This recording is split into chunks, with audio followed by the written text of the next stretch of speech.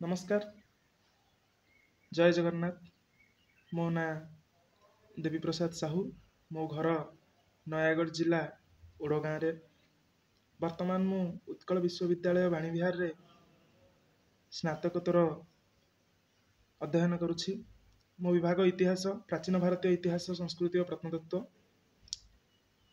तत्सहित साहित्य प्रति आग्रह कहीं केते दिनरू रही आसीछि, आगको रहिबो मध्य। साहित्य समाजर हित साधना, जो समाजर हित साधना हुए ताहा ही साहित्य। दुनिया रे प्रत्येक व्यक्ति पाखे साहित्य प्रति आग्रह निश्चित भाव में रही, किंतु किए से आग्रह को परिप्रकाश करें तो आउ किए परिप्रकाश करिवार सुजोग पाई न पारे। सूर्योदय भाषा साहित्य प्रतिष्ठान, सूर्योदय भाषा साहित्य प्रतिष्ठान सह मु एबे 2-4 मास हेब जड़ित होइछि। साथी मानଙ୍କଠୁ ମଧ୍ୟ ଶୁଣିଲି सूर्योदय भाषा साहित्य प्रतिष्ठान विषय रे।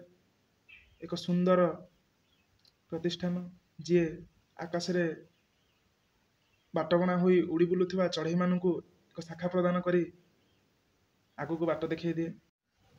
सूर्योदय भाषा साहित्य प्रतिष्ठान नव प्रतिभा नव उन्मेष कार्यक्रम निश्चित भाव में नूतन प्रतिभा मानकु, नूतन कवि गाल्पिक मानकु निश्चित भाव में दिने सफल करिवो एवं मन आकाश को छुई जिबार से स्वप्न साकार हेबो बोली आशा करुछि। एति कहूछि। समस्त को धन्यवाद। नमस्कार। जय जगन्नाथ।